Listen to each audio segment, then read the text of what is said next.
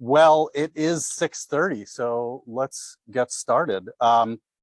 First and foremost, thank you everyone for joining us this evening. It's great to see everyone. It was great to mingle a bit with the folks who were here live. In case we haven't met, I'm Alex Katz. I'm one of the partners here at the firm, and I will just tell you, I am really excited for this evening. This is truly an evening of many firsts for Summitry. Actually, mostly firsts. We do have one second. I'll explain that in a second. But the first is this is our inaugural client speaker series.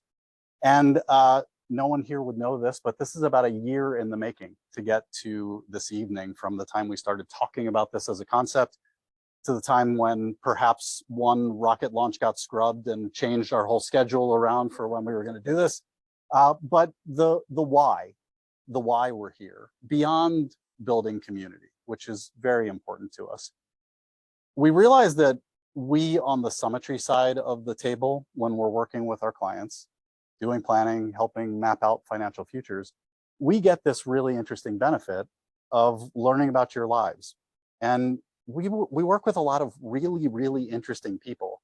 And we share the stories internally. Oh, you wouldn't believe the kind of stuff that Tracy's working on.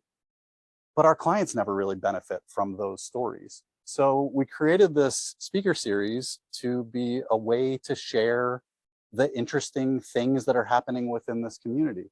Some of them are professional experiences, some of them are nonprofits, some of them are just hobbies. But we really wanted to share those. So tonight is hopefully the first of many of those. So that's the first. The second first, and we've already had one little technical fun. This is the first time that we're doing both a live event and a webinar. And the reason for that is we really wanted to make sure that all of our clients could participate in tonight's event. And we have folks joining from all over the country. I don't think our European clients are joining in the middle of the night, but I know we have some folks on the East Coast joining. So great crowd all over the place. I will just take this as a moment. I'm going to talk to the camera for a second, to the folks on the webinar. You're going to see a Q&A button in the bottom of your Zoom browser. Please feel free to submit questions throughout the prepared remarks, and I will do my best to get to all of those when we get to Q&A at the end of Tracy's prepared remarks. We've got about a half hour of prepared stuff, and then we'll do Q&A. So that's the second first. The second is that this is our second live event in this office, where we actually got people together. We moved into this office right at the beginning of COVID, and we have had one event in this office. So for many of the people in this room, this may be your first time in this room. I know some of you it's not, but we're just delighted to have everyone together for a live event. It's nice to be back to some semblance of normalcy. So that's very important to us. And then before I introduce Tracy, which I'll do in a second, I did just want to quickly recognize the Summitry folks who are here. So if you're the webinar folks, you won't be able to see these people, but you know many of them. So I'm just going to go around the room quickly. We've got Colin Higgins, our CEO. We got Joe Martin, our Chief Client Experience Officer. Kurt Hofer, our Chief Strategy Officer. I'm going to go straight to Anne, because none of this happens without Anne Long. Anne is our marketing manager and makes all of these great things happen. Michelle is also in the back. She has been instrumental in getting us fed this evening. So thank you, Michelle. And then we have a number of advisors. I don't want to miss anyone. We have Emily here, Eric, Cynthia's here, Mandy, I saw Adam, and then Alex from our business development team. So hopefully I got everyone. So thanks to the Summitry team for coming on as well.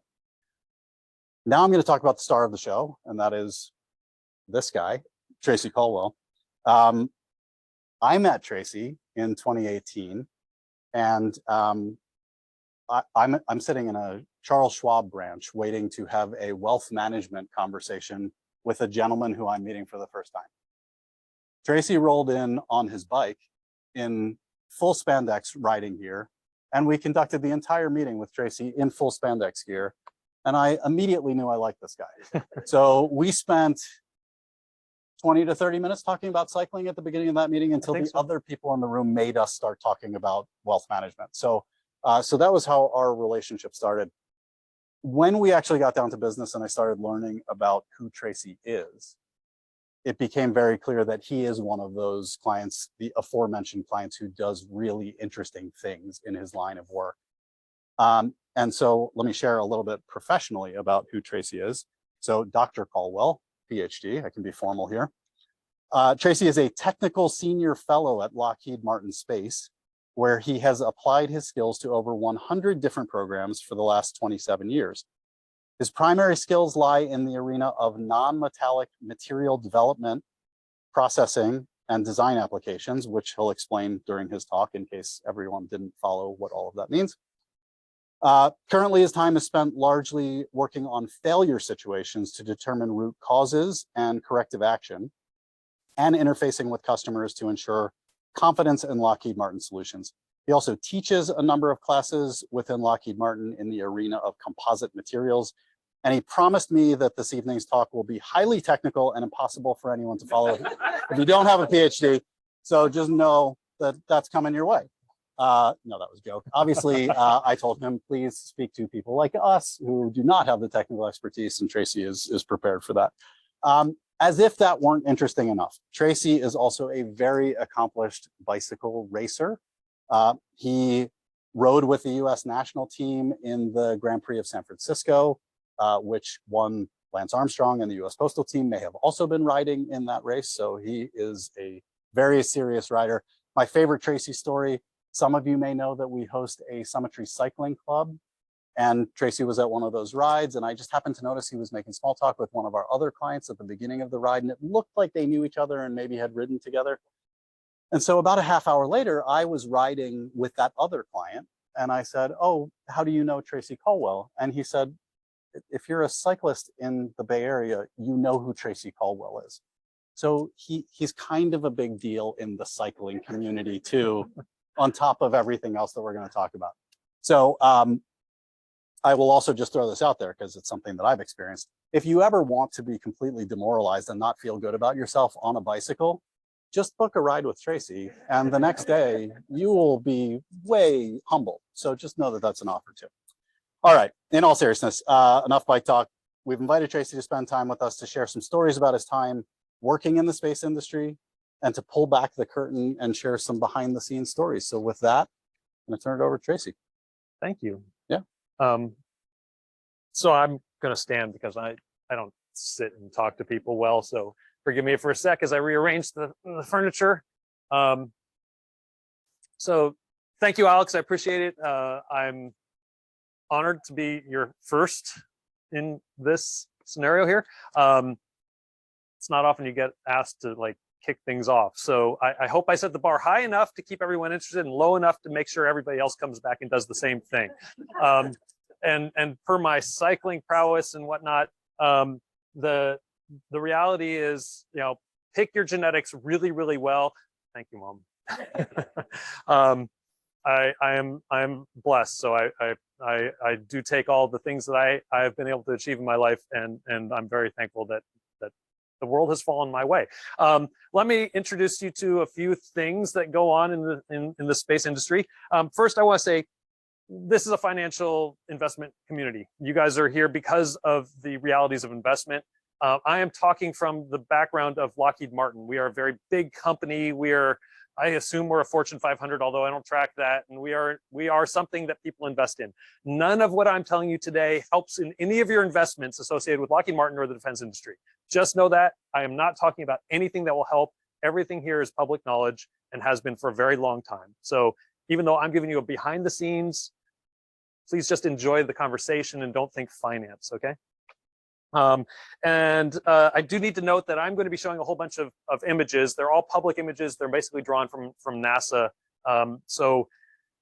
Because I think we don't necessarily have credits listed in whatever recordings we have, I do need to sort of acknowledge the fact that credit for all these images goes back to NASA. And with that, I will do a little bit of a start to our conversation. So I named this Orion Vicariously because Alex was like, what goes on that we don't see? We get the pretty pictures from NASA, and those are only the pictures you're going to see, but there's got to be stories. I'm like, yeah, there are. So let's talk a little bit about that. But first, who am I? Alex gave a wonderful introduction. Thank you very much, Alex. Picture-wise, starting up in the left-hand corner, I am of the era of the man landing on the moon, and that sort of starts my life, right? So my awareness of the world comes from all the stuff that shows up in Time and Life magazine, what's on the TV, of what's going on in space. Very dynamic era, right? At some point, I'm recognizing the Voyagers are going past Jupiter, sending back cool pictures. The same time, we're starting to see the space shuttle is being drop tested, and the world's getting excited about what's going to happen with that, or at least the US is excited about that, and the rest of the world's going, I wonder what the US is going to do with this thing. And I'm just dying to be a part of that. And of course, there's the ultimate goal for me, is like I want to warp out of here. So I pursued this. I did some work. My education starts at UC Davis undergraduate, where I went for an aeronautics degree. Little did I know that that wasn't an aerospace degree until I was sort of into it. I'm like, wait a minute, where's the space? They're like, we don't do space. I'm like, how did I get here? All right, so where next? And I was told, well, Stanford, go to Stanford. So I went to Stanford, got my advanced degree, immediately was picked up at Lockheed Martin. I was the type of person that did numbers. I did the analysis of things. Like, you tell me what you want, like, we're gonna make this thing, it looks like that, these are the materials, here's how we push and pull on it. What does it do? And I'm like, okay, I got the numbers. And I get to Lockheed, and I'm interviewing, and they're like, so what do you do? I'm like, well, frame the question. I don't, like, they're like, well, we have this group and this group and this group and this group. Where do you fit? And I'm like, no idea what any of those groups do. They're like, we heard you touched composite materials. I'm like, yes, I did analysis of composite materials. They're like, so you're a materials engineer? I'm like, I'm a materials engineer. Sure. What do I know? They're like, if you ever figure it out, you can change later. So 27 years later, I'm a materials engineer. And that was, I never studied materials. So here we are. But the beauty is I've gotten to touch on all these programs. I've gotten to play with all these different activities associated with these materials. And I get to start at the very beginning of, we have an idea, and all the way to the end of, here's your product. And that's a load of fun. Through doing all that, I have ended up getting recognition for doing hard problems and solving them. And that's been great. And Lockheed has said, you know what? We're going to make you a senior fellow. Hey, not bad. Pretty happy with that. My wife brings me down to earth. She's like, great. Senior nerd. Good job. All right. Thank you. In my spare time, yes, I like biking. That is a passion of mine. I love sports, but I like playing in sports. I don't like watching sports. So I bike, I fence. Yoga has come up in my world recently. Tennis. I like to travel. I like to garden. I have all, standard gardening with plants, but I also have a ton of bees now that I'm learning how to be a beekeeper, and I raise monarch butterflies because, hey, why not? It's easy. And I love reading sci-fi. And I know one of the questions that we're going to get to eventually is, where are we going next? And one of my answers is, read your science fiction. It'll tell you exactly where we're going next.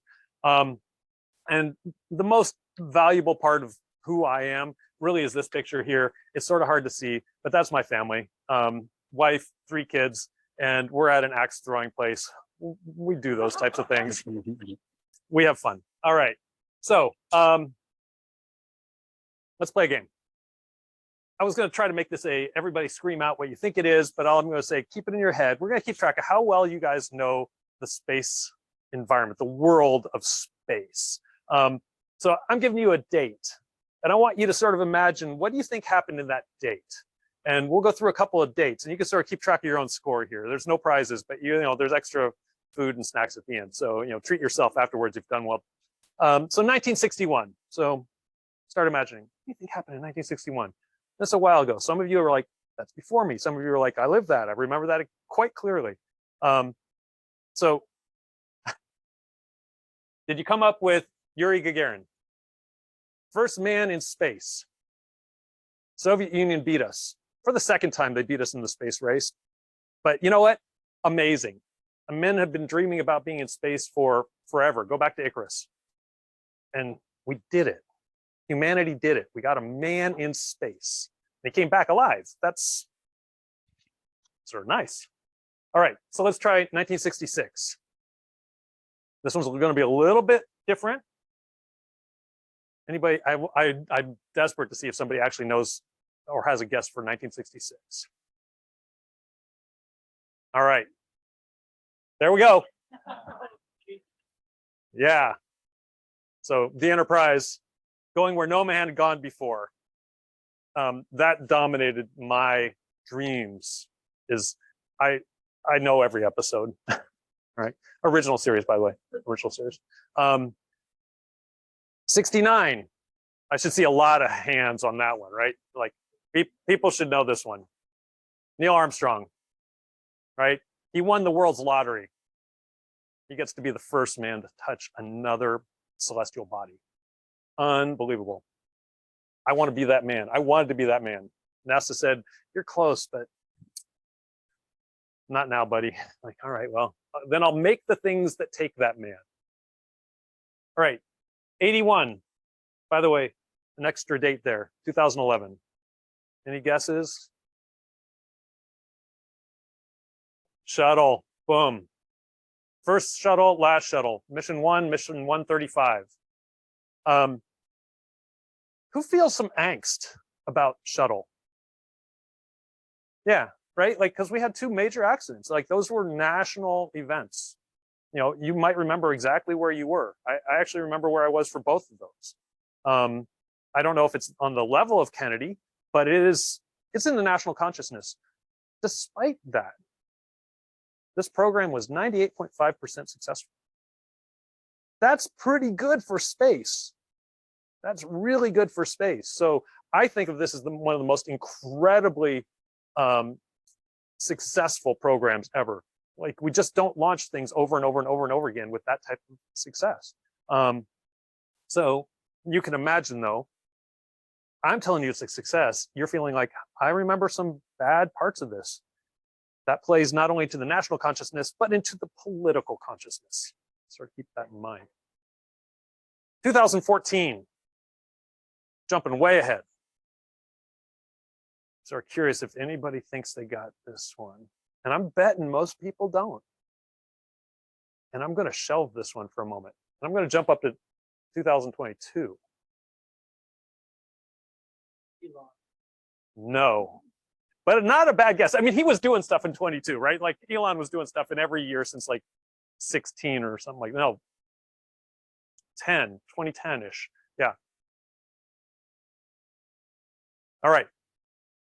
Launch of Artemis 1. This is why I'm here today.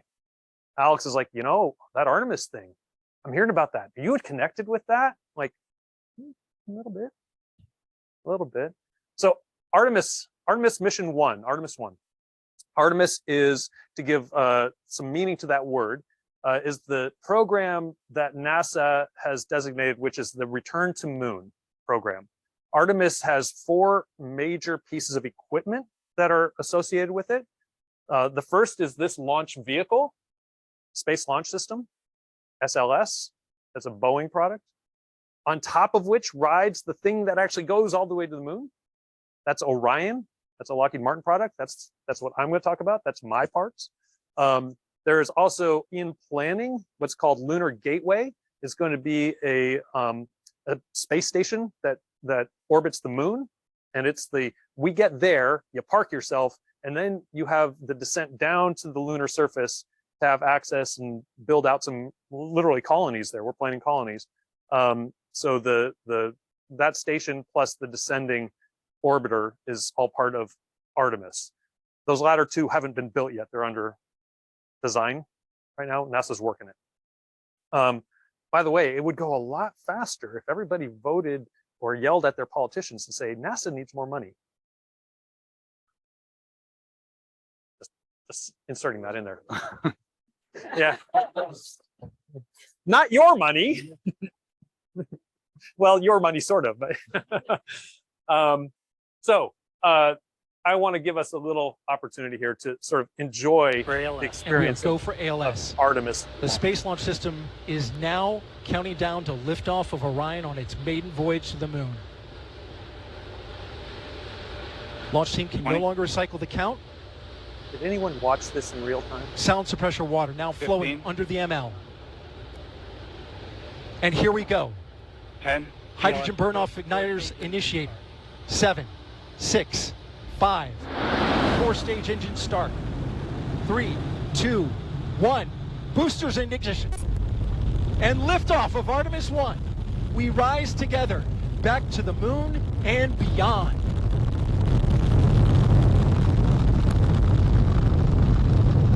And it continues like that, and it gives me goosebumps the whole time.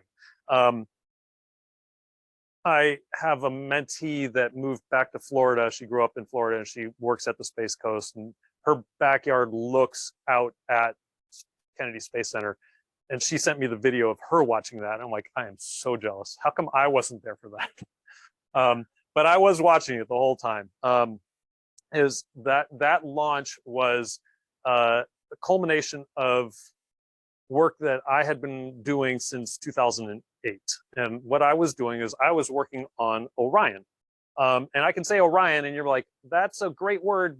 How do you break that down? What is Orion? If I'm going to give a little behind the scenes, you sort of need to know what the scene is, right? So Orion is this accumulation of stuff. On the right, we have what's called the Launch Abort System, LAS. We give an acronym to everything. If there's not a 3-letter acronym, it's not, Lockheed's not interested, okay? So we have the Launch Abort System. This is the result of the first shuttle failure, where it's like, wait a minute, we had time to save those people. How are we need a new idea. This system is an entire rocket. This front end is an entire rocket. And it is designed that if there is some evidence that something's going wrong, this rocket fires and yanks everything off the front end of the big rocket. It accelerates faster than the big rocket and gets the people out of Dodge.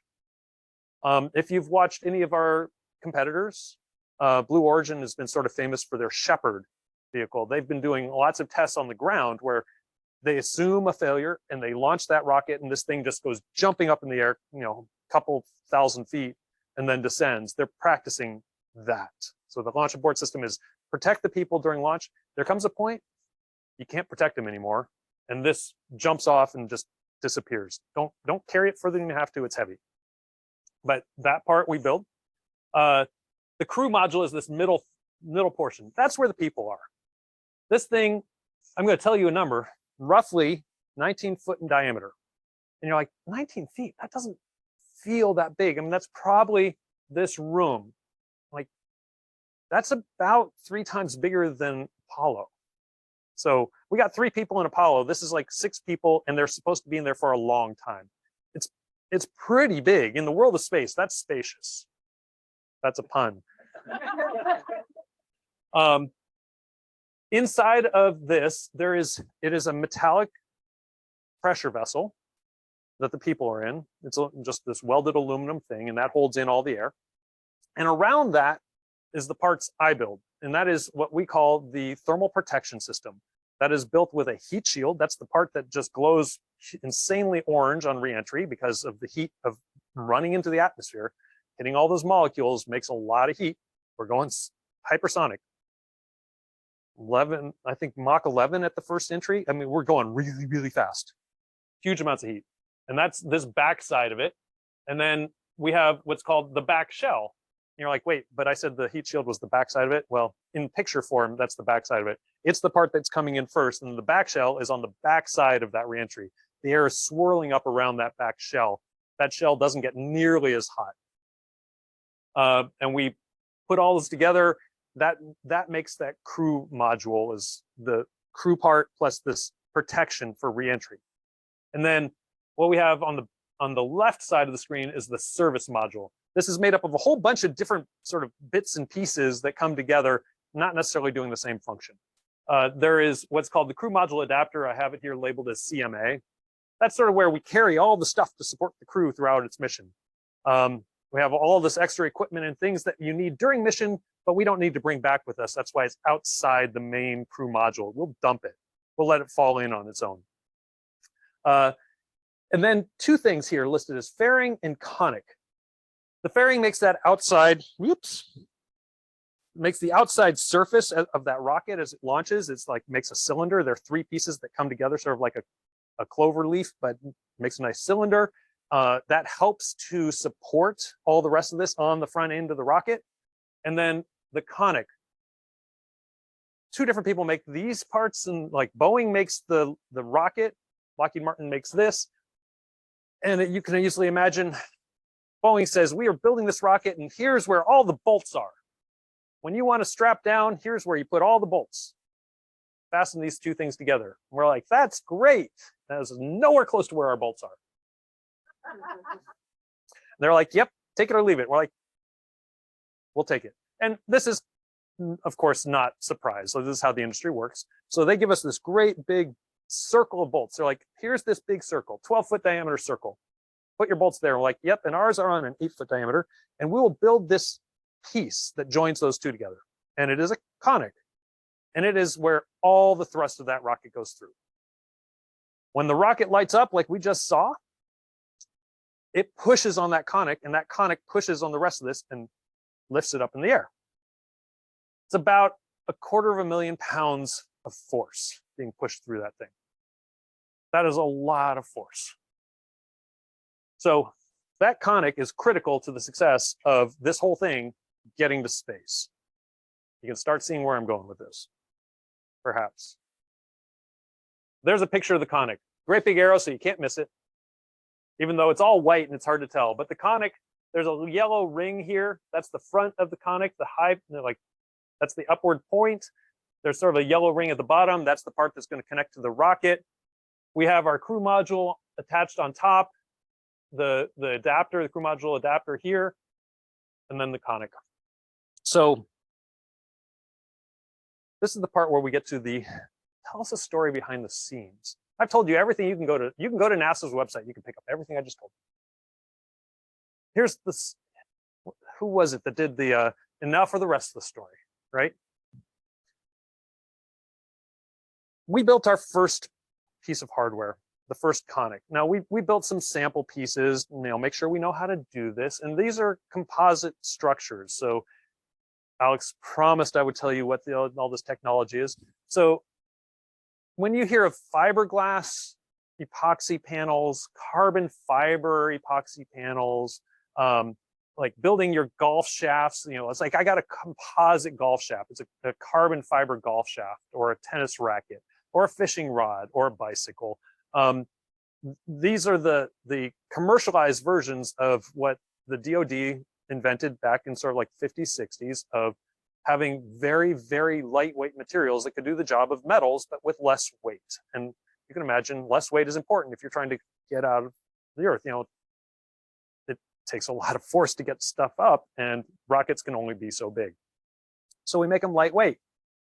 As it turns out, they're lightweight, they're pretty robust, but they have ways of being destroyed. Now, this part, I have my one sample piece today, and for those in the video, you'll may have Alex hold it in front of the camera for a moment later. This is a representation of a piece of this conic. This is the back end, this is the front end, and this is that middle section, this entire section there. For reference, this is about 10 feet tall and approximately about 19-foot diameter, 18-foot diameter, something like that. So this is obviously a very small representation. It's like we build test coupons ahead of time to sort of understand how this works, how to build these things.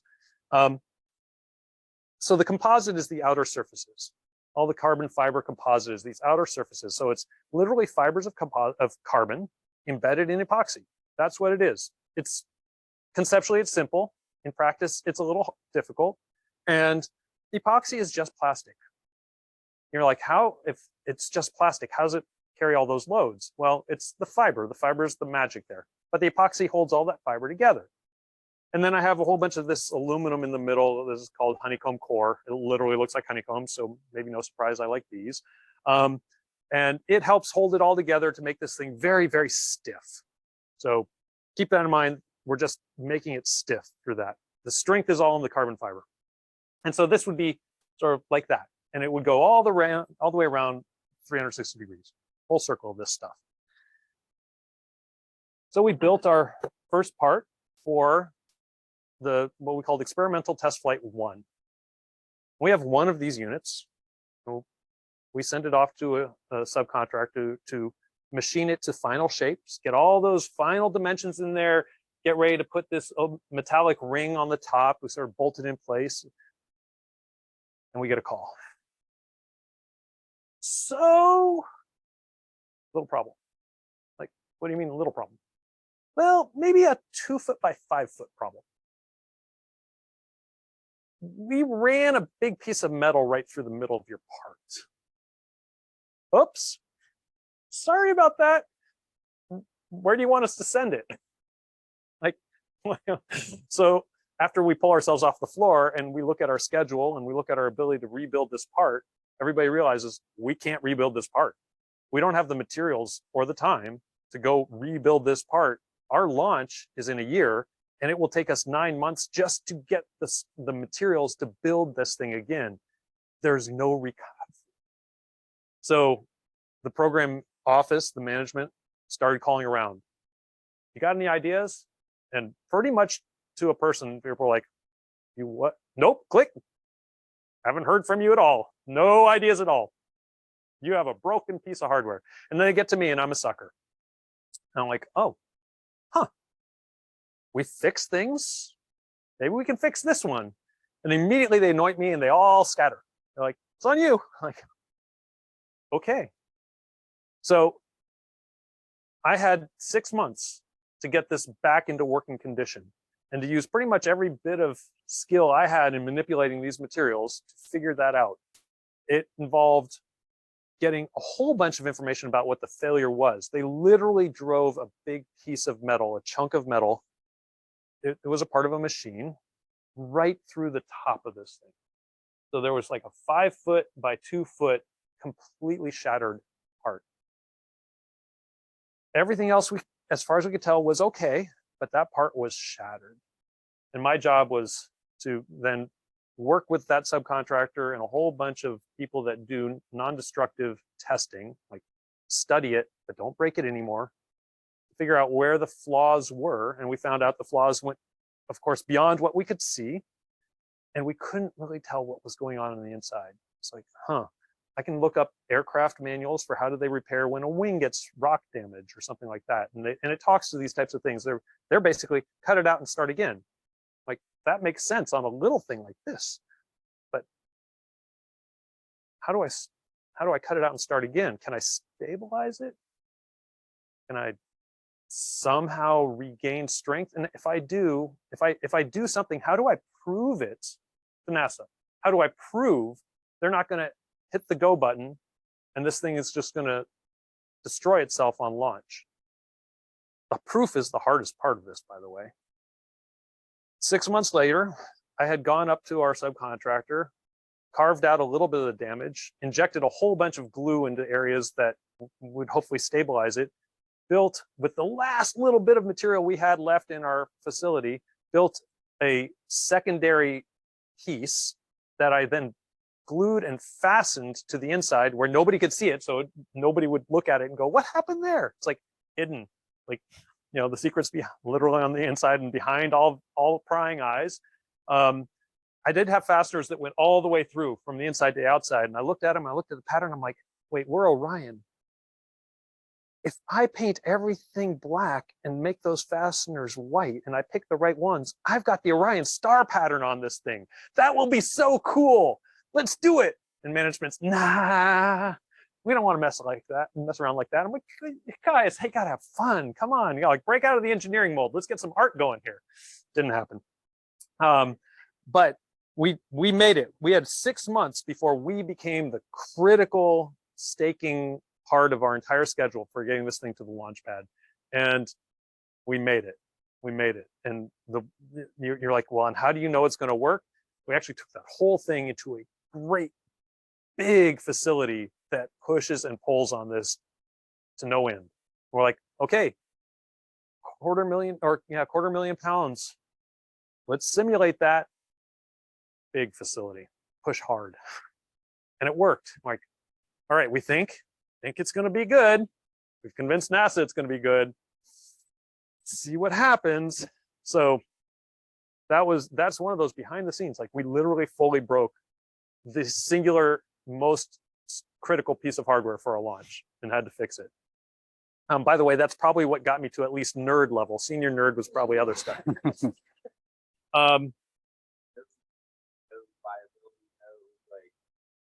contractor? So this is, I think we'll get to this maybe a little bit later in question and answer, but our industry is a very, very different industry.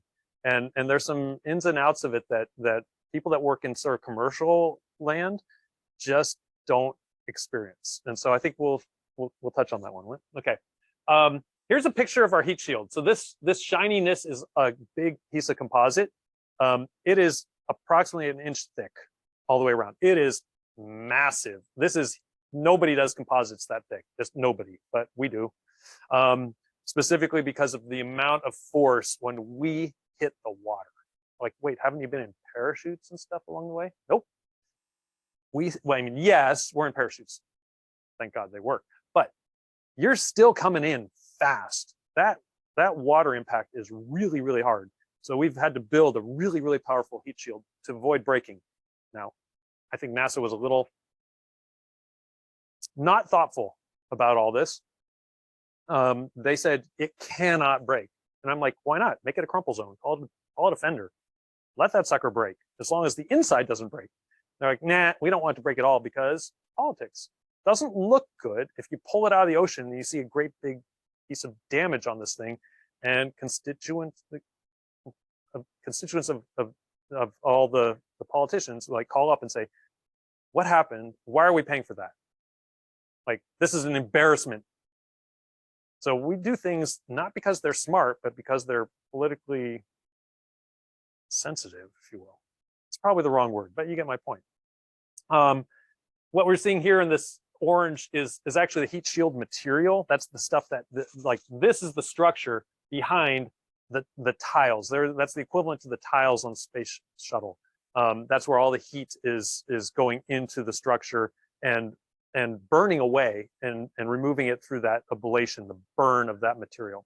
So the structure itself, it gets hot, like 500 degrees Fahrenheit, but it doesn't burn. So why would I put this here? Behind the scenes, no two parts are the same. This is very interesting where you're like, okay, well, you're only building a few of them. Why can't you build them the same? So cooking analogy. When I build with these things, it's really cooking. So let's all agree, we're going to go build cookies. And we'll all agree it's chocolate chip. And in fact, we'll all agree we're going to go follow the Hershey's recipe and we're going to use the Hershey's chocolate chips. How different can they be? And suddenly you start thinking, wait, not everybody's cookies are good. Why is that? Well, everybody weighs a little differently. Maybe they do volume versus mass on their flour. Their ovens maybe are a little bit different temperature. Maybe they're in a more humid environment than somebody else. And the cookies are different. Even following the same recipe, we have the same problem. I'm noting time, so I'm going to be a little sensitive here. I'm going to run to my favorite. Why is it different? We glue these tiles onto this surface. It's just glue. Now, glue is fantastic stuff, and if you do it right, no problem. But it depends on how good your surface is that you're gluing it to. You got to, like, if you've done woodwork or something like that and you've glued, you know, you don't just take the wood from the shop and you sand it, because maybe there's a wax surface or something like that, and the glue doesn't stick to the wax. And there are a lot of things that can contaminate and make it not work. So Heat Shield 3 was in the clean shop. Clean. There's a paint booth, which we try to keep pretty clean. But this is big, and we don't have like electronics grade clean rooms that we do this work in, and we don't need to. And I got a call. So that heat shield. I'm like, yeah, that heat shield's been doing great. Been tracking that one. I'm liking what that heat shield is all about. I think we knocked it out of the park with that one. Like, so a slight incident last night. Describe slight. Well, something set off the fire alarm. Okay, so far I'm not, like, what's that to me? Great, fire alarm. Somebody pulls a fire alarm, somebody shuts off the fire alarm, fire company comes out, says all clear, nobody died. Relationship? What's going on? They're like, well, the sprinklers are at the top of the ceiling. I'm like, yep, right where they're supposed to be. Glad to hear it. Like, below that are a bunch of girders to run cranes around on and everything. Like, yes. Like, so the water hits the girders. Yes. And then it falls down. I'm like, great, we're all on board. Physics still works. Great. There's a lot of bird poop up on those girders, by the way.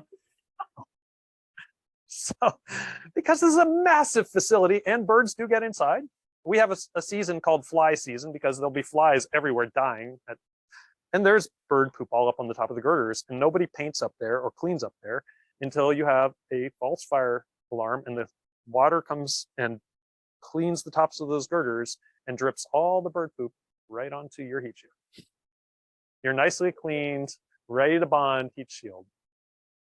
And nobody has done practice for this. Like I look through our, like, how to clean bird poop. There is nothing in our documentation about how to clean bird poop. So now we have to spend like another month trying to figure out how to clean that and get it ready for bonding and be able to promise NASA it will work exactly like all the others, we think. We're pretty confident. This is not our first rodeo, so we know what to do, but it is a uniqueness that suddenly follows this piece of hardware. Like, we know we had a problem and we had to recover from it. And we've done all this work to demonstrate why you should continue to have confidence. But this is what astronauts are dealing with every single ride. Every ride, they know that what they're on is a little different than the last one and a little different from any of the prior ones that were successful. And you gotta believe they're thinking, I really hope they got it right this time. And of course, then it comes back to us and people like me saying, I wanna make sure you guys don't die. I'm gonna do what I can here and make sure that it is as good as the last time, even though it's a different path to the same conclusion. And this happens all the time. Every single one of our heat shields, I have a story of some magnitude like that. 2014, back to this again. Anybody want to take a guess? And I'm going to say December 5th, 2014, as distinct from December 4th, 2014. Because on December 4th, 2014, there was a scrub of a launch because a Russian trawler happened to be in the secure zone. You think the battle between our countries is over? Just watch where they send all their communication boats to try to keep track of what we do.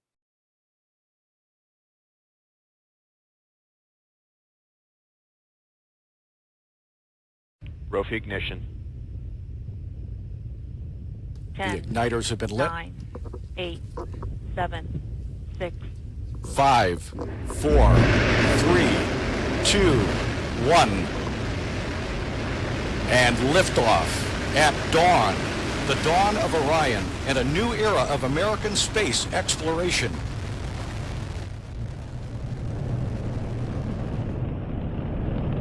There's my hardware right there. So I'm gonna go back to this one and stop the video just so it sits there for a sec. So this was the very first launch of Orion. This was our inaugural launch that included my repaired conic and a heat shield that had been completely reprocessed from what we thought we were doing. We had built a sample one early in the program back in the 2010 timeframe and built the flight unit and it didn't work.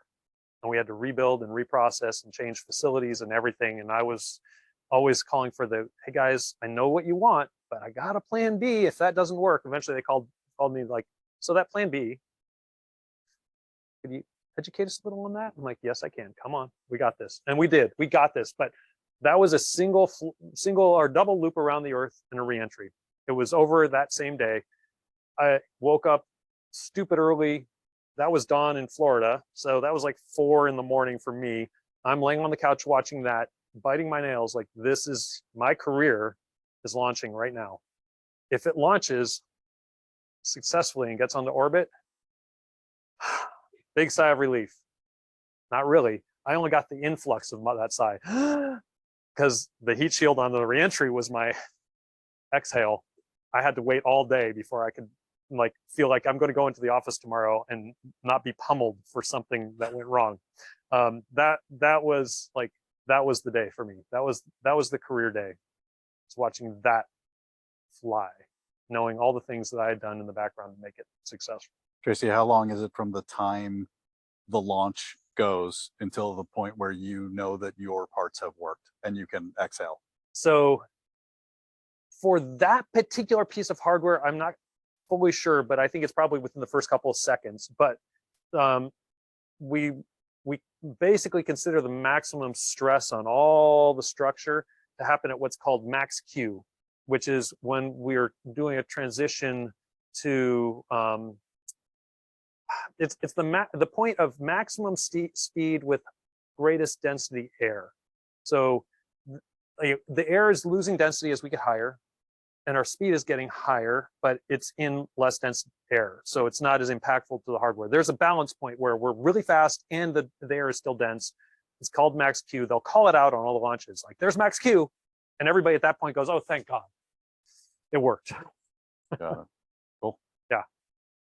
I have some other stories, but I think we're sort of running out of time on this. Yeah, why don't we go to Q&A? And go to Q&A. Absolutely. I'm going to do a fast flip through and say, there's my last picture of notes. Anybody want to say what they think that is? So I'm going to back it up and say, what's the event that makes that a cool picture rather than the specific picture itself? Nope, but keep trying. Okay. All right, so there was a Christmas launch of a unique product. I'm sorry? James Webb. James Webb Telescope. And this is the inaugural public photo of Webb opening its eyes and saying, this is real. This is amazing. Webb is amazing. Very cool. Yeah. Tracy, thank you. Yeah, it's my pleasure. All right. Well, we got some questions in advance, but why don't I just open it up to the room first and see if anyone's been sitting on a question that they're dying to ask Tracy. Yeah, come. In the module where the astronauts are, for all the air, like how is that air being created, recirculated, generated? What's Great question. So let's repeat the question. So Yeah. the question is the air for the astronauts to breathe.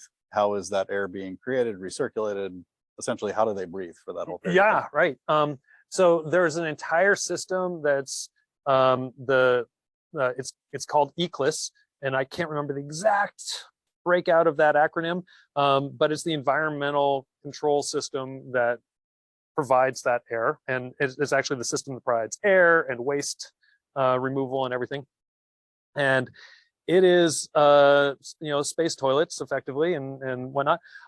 So there are tanks of air, and there's also tanks of water, and through electrolysis you can break that water down into oxygen and hydrogen. You can use the hydrogen as a fuel and the oxygen for the astronauts. And then we have scrubbers, your extreme version of HEPA filters. So you pull out the waste, the byproducts, the carbon dioxide and whatnot, and you re-release back in oxygen. So there is a circulation system so that there's no loss. Of course, there's going to be some loss, but we characterize that. We know you can be in this thing for 5 months before that's a problem. You're on. Eric, go for it. I think for that reentry we're responsible for is that module people have to be back over that board. Just reusable, but I just feel better around it. Yeah, so repeating the question, taking that heat shield and in fact any of the hardware, and is there a way of reusing it? Can we repurpose it after a first use? Right, so this is a weird answer, and the answer is both and neither. Right now it is single use. NASA has always said we'd like to reuse it, but they don't know how to fundamentally recertify it as good for astronauts. And so we are, in our first bunch of launches, we are collecting all of that. As it comes back, we're collecting it, and we are doing analysis to say what happened here. And a lot of that's going to be destructive analysis, just cutting to the inside, saying, can we find any damage that's not obvious? NASA would like to get to the point where it's reusable. I fundamentally think it's possible. I know that Musk and SpaceX is, like sort of highlight the idea of reusability. I think even he's struggling with it when NASA says you got to show reliability. And here's a number for you. Not too many numbers, but I said that shuttle was 98.5% reliable or successful.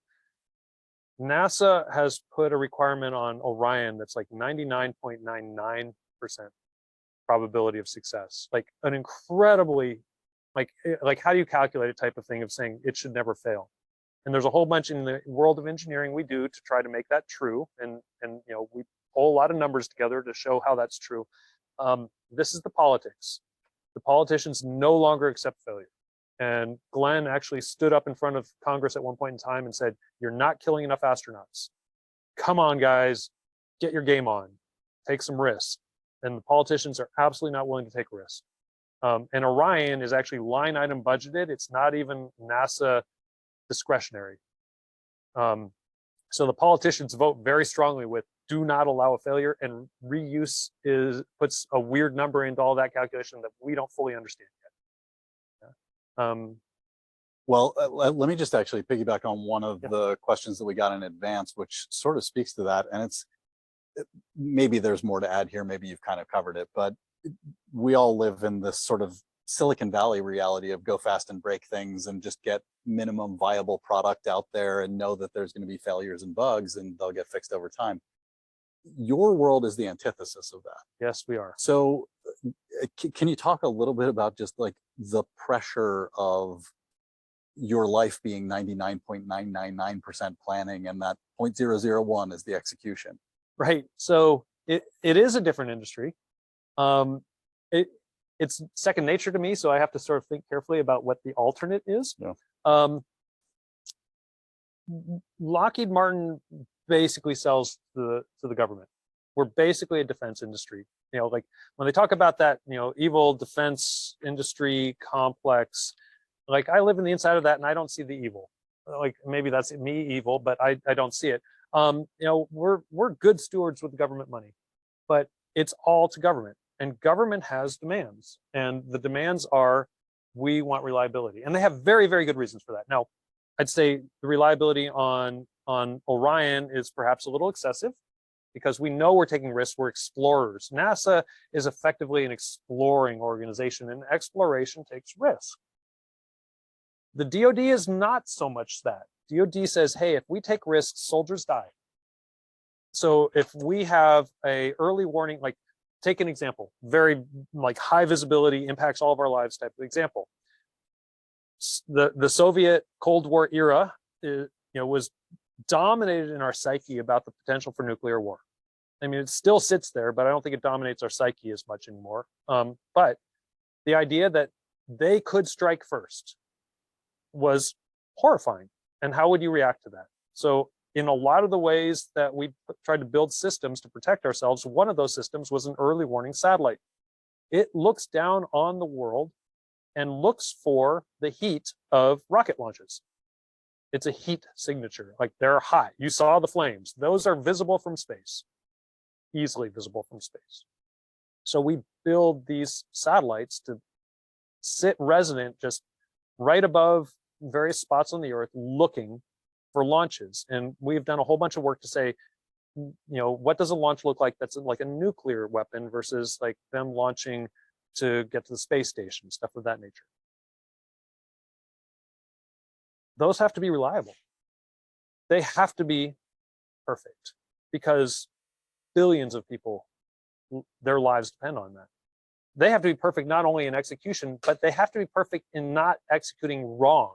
So they have to say when something is happening, and your adversary has to know you will see them. They have to trust you will see them. So they can't hope to get away with something.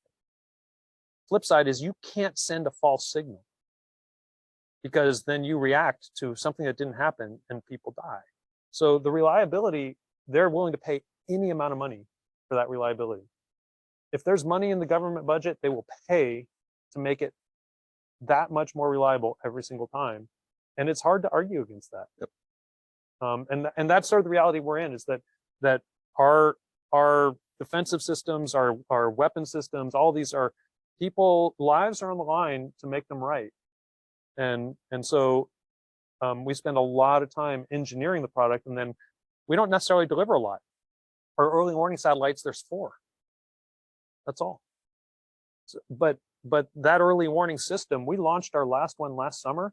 We won the contract to start work on that when I started work 27 years ago.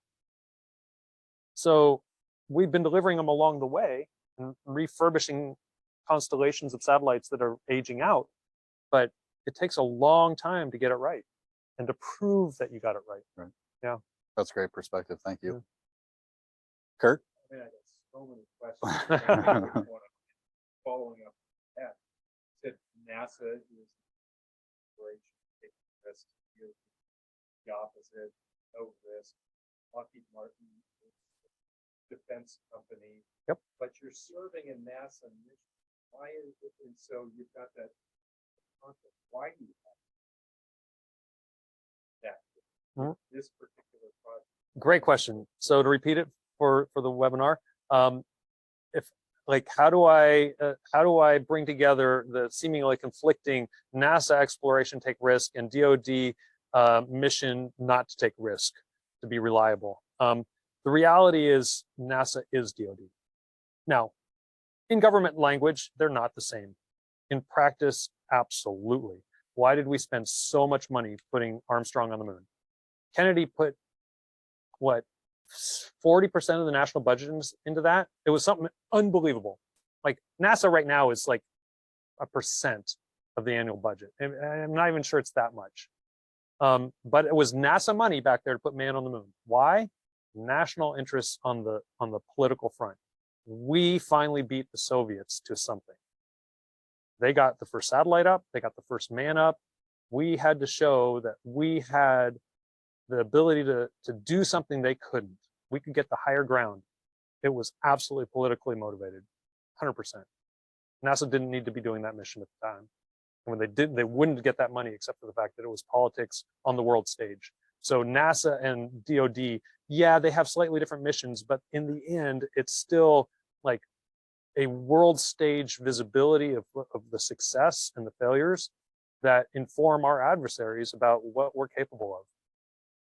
So that's actually a great lead in to a question that we've gotten, which is definitely something that I'm interested in hearing your perspective on. I'm sure there are people who are saying this is just a political, we're trying to beat the Russians or whatever it is. So what would your, perspective for everyone here and for everyone joining on the webinar to answer the question of how is this valuable to society? How does this impact all of our lives and hopefully for the good? Right.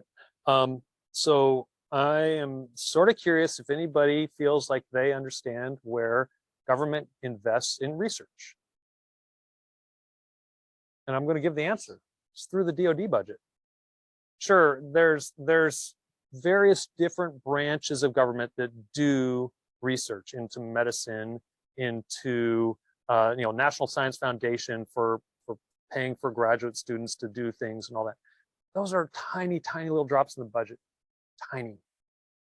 The major drop into how research is done in our country comes through the DoD.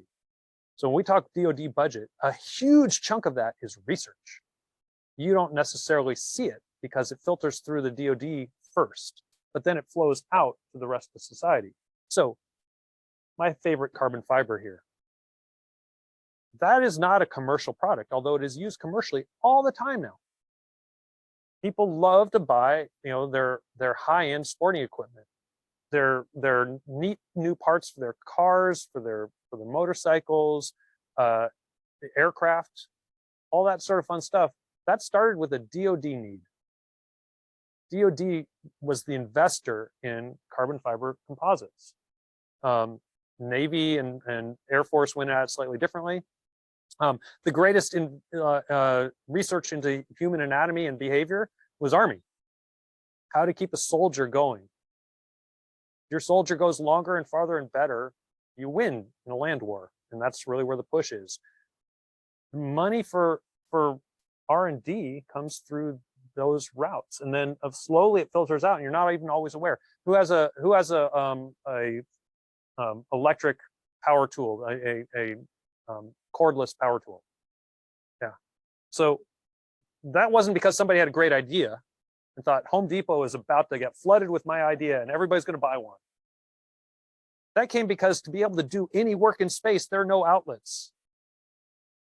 So NASA has the need to invent a tool that you can carry with you to undo bolts. And once you have that idea, once you've developed that and you say, hey, I got a battery technology that can do this and an engine that can do that. Oh, hey, I bet everybody wants one in their house. And it becomes a commercial thing. And it's like, it's hard to put the list together because so much of the country's R&D comes from that. Who's got a phone on them right now, right? Like everybody's got a phone. Where do those chips come from? Well, should it surprise you, the NSA was the one that said, we need more processing power. Hey, Intel, let's talk.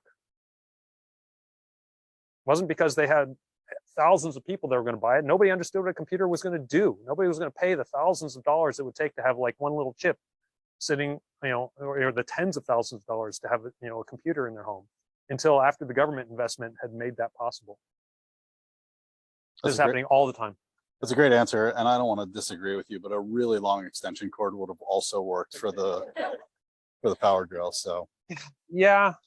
Other questions in the room? Yeah, Colin, go ahead. It's kind of fantastic. Like all the release of classified pictures of UFOs, this might be not a, but like UFOs and like what's happening. It's like talk about the future and concern and right. So this is where Tracy quietly leaves. All right. Excuse me. I have so question on I'm going to generalize it to classified information. I can't comment on UFOs. That is absolutely not the realm of I've done any research or have any awareness. And that's not like I can't tell you. I just have no idea. I've got my own opinions about what's out there, but that's NASA. Let's go explore, right? Let's explore. We're explorers. Let's go do that. I don't want to be landlocked to this planet any longer than we have to. Let's get out there. Let's be the alien, right? But classified information, I mean, there's a reason our government keeps things classified. Like, I know that as a population, we're like, I want to know, because we all want to know the secrets, right? And I'm trustworthy. I'm not going to harm our government because of that. The trouble is, and the government's done research on a graph that says how many know, and then how quickly before the secret is out. And it's pretty disappointing to look at that graph. And you put like more than 2 people on it, and it becomes only a matter of, potentially years. And you put a lot of people on it, it's like practically instantaneous. Our adversaries are not stupid, and they know how to look for that information. And when the secret would be fine if you were a citizen who wanted the best for your country. But if it's not secret, it is accessible to our adversaries, and then they have the ability to do something about it. And once that secret is out, so like if I knew China had a capability, a specific capability, like if the government came back and said, by the way, we figured out China can do this thing. What a surprise, we didn't know China could do that thing. Can we counter it? I'd be like, by the fact that I know they can do that, I can absolutely build a counter to that.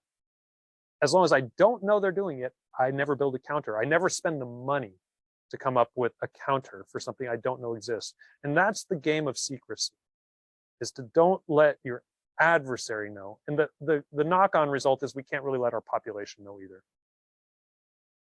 All right. so maybe this is like a like from what you know of physics, what you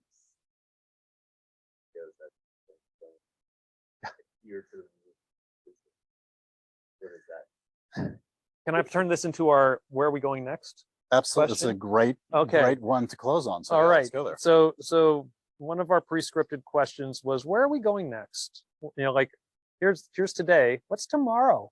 And I think that lends to your question of like, is the physics capable of letting a spaceship suddenly take a 90-degree right turn, or whatever the heck it is we see on those videos? Tomorrow is, I'm going to say yesterday, right? Very profound, very profound. It's the number of times I look back at Star Trek and say, have we gotten there yet? And the answer is yes. I have my tricorders. I have my build on command tools, my 3D printers. I've got my ability to communicate across amazing distances. I can build a force field basically out of lasers. I can do all these things. I can't do warp drive yet, although only 3 weeks ago, through quantum entanglement, they communicated between 2 points faster than the speed of light. I do not know why the world is not screaming in every newspaper about that. That's crazy. We just beat the speed of light. Warp drive on. So where are we going? The future is always faster, further, cheaper, and more accurately. And we're doing that. We're doing that all the time in increments. And a big increment is about to hit us, which is AI. That's going to be a major step, and it will impact what we're doing with all of this. AI is going to be part of what's like faster. It's going to improve communications. Like we're going to have the ability to like bring things together faster, more accurately, to pinpoint locations. The idea of going further can actually also be bring further closer. So the world of VR, virtual reality, like we'll be able to get information from there and bring it to you as an individual faster and in a more realistic sense. But we're looking for things like laser systems instead of bullets to move energy from here to there. And that could be a defensive system. It can be an offensive system. It could be communications, laser communications. So instead of broadband radio waves going everywhere, only the amount of energy needed to get from here to there with some sort of information. That's what we're always chasing, and every day is a little increment. So Fantastic. Love it. Yeah. Thank you. I'm going to take this opportunity to thank Tracy one more time. So Tracy, thank you for sharing all that you did. Thank you for inviting me. For those of you who have been to Summitry events before, I'm going to bring in our closer, which is always Joe Martin. So Joe, I'm going to turn it over to you. And well, thank you, Alex. Yeah, I'm Joe Martin. Tracy, I want to say thank you. The first thing I want to say is thank you. You said at the beginning that this being our inaugural event, that you want to set the bar high enough that people want to come back, keep doing this, but low enough so that people will come in to speak. I can speak to the high enough. That was a high bar. And maybe you're a senior nerd, but if you're a senior nerd, everybody in this room wants to be a senior nerd with you. Good. Because you are amazing. As you were talking about everything, when the Artemis launch went up, I think we all got a chill. Did we all get a chill in the room? And you say you get that chill each time every single time it happens. But something else that gave me a chill was seeing that, but it was also what the person who was reporting it said. We rise together is what that was. That you? No, that was that was a NASA broadcaster. Yeah. Okay, but so the rocket launching chill, we rise together chill. That is what this is about. When Alex talks about us, and Alex really is the spirit behind this whole speaker series event. But this idea of creating community, a deeper community with our clients, us with our clients and our clients with each other, it is that idea that we rise together. And I just want to thank you for being that launch for us, pun intended. Very good. Puns. Very good. Because that's how we'll win in build community. The other thing that struck me that I want to go back to in 1961, where it was the Russian who was the first in space. You had something on the screen that I thought was pretty key too. You said this: humanity did it. It wasn't about Russian or American or whatever. It was humanity did it. And that's something that I think you and your work and the exploration into space, when something's that big, we stop getting so caught up in the little tiny things that drive us crazy every day. So thank you for the work you do because you're making a huge impact in the world. And it is a great thing for humanity. So thank you for what you did here today, but also thank you for the work you do. Well, thank you. We're looking forward to doing more of these, but just really appreciate you doing this. So Joe, I do have one more thing. I'm taking the microphone back. let me also, I want to thank everybody at Summitry who had part in making this happen. Yes. Ann and Michelle, Alex. And Thank you, Joe. everyone. Thank you, Ann. Okay, I was going to give this to Tracy privately as a thank you, but then I realized if I give it to him publicly, it's going to inspire other people to want to be the next speaker. So, Do you mind if Tracy, I open it privately? go for it? Okay. Small token of our appreciation. Thank So, you. Thank you I very much. appreciate Yes. that. Now, thanks to everyone who joined us on the webinar. We'll conclude here, and we'll talk to you all soon. Okay. Thank you. All. Yeah. You're welcome.